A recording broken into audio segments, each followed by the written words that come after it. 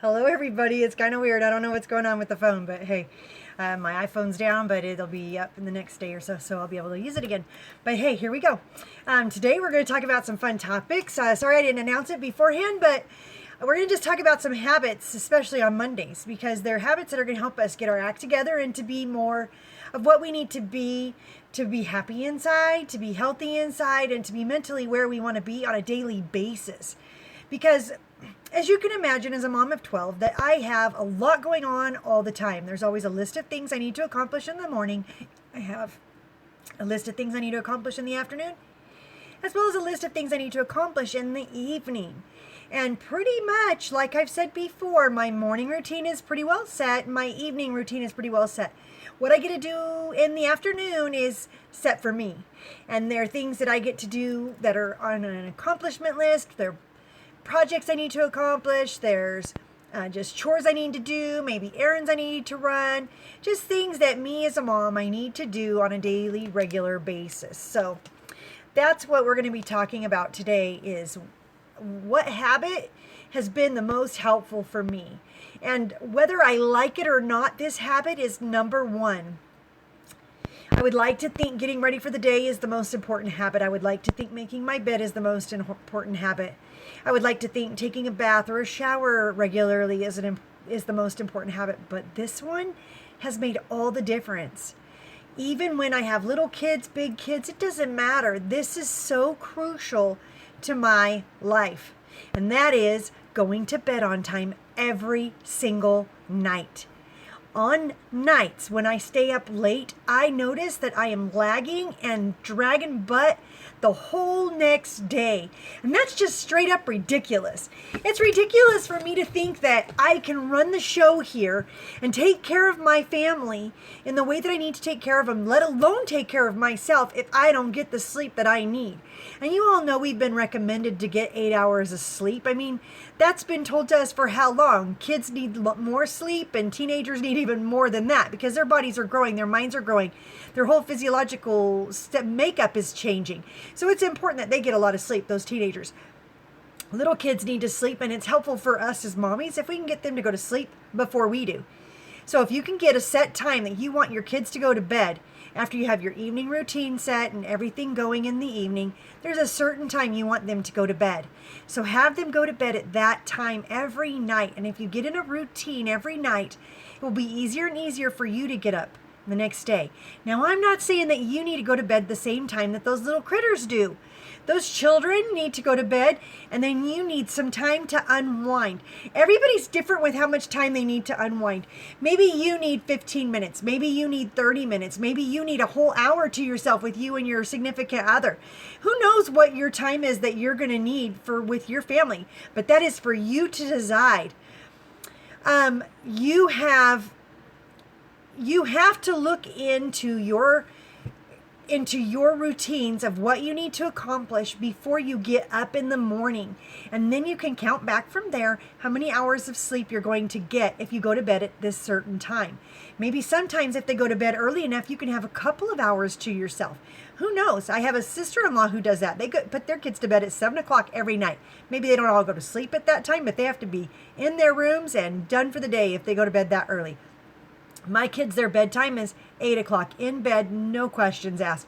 You go to bed at 8 o'clock, then bam, I'm going to be up, and I'm only going to be up till about 9 o'clock, and then I'm going to be able to go to bed, and I'm going to fall asleep before 10, and then I'm going to easily be able to get up at 5 o'clock or 6 o'clock in the morning. Now, if I'm pushing a late night, there's no way I'm going to be able to run that for very long, because I'm going to crash and I'm going to burn. I mean, you think about it, for years I thought I had this mindset that sleep is overrated. We don't need that much sleep. I'm just going to keep getting things done, and keep getting things done. And I got a lot of things done, but you know what? Eventually I just crashed.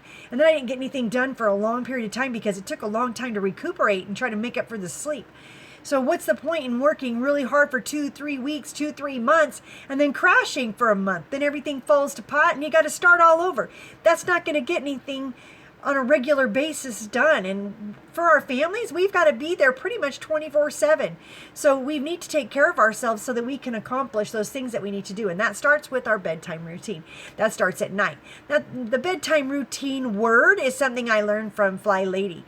But I noticed that for years, that just getting enough sleep has really made a difference in my life. I do go to bed now. I do make sure I don't fall for it. I don't fall for those late nights. I mean, Christmas Eve, yeah, sure, I had to. I didn't have a choice. Anything that wasn't done had to be finished that night, and I still missed a few things. So it was kind of irritating. I mean, my daughter got married pretty quick. They had not a lot of time by the time they decided that they were definitely getting married, and the time they actually got married, oh my goodness, I didn't have but, I don't know, a month maybe to prepare. So luckily I used to be a wedding planner, and I know about how to do it really fast and get it done really fast, but there were still like 2, maybe 3 things that we forgot, and I was like, shoot.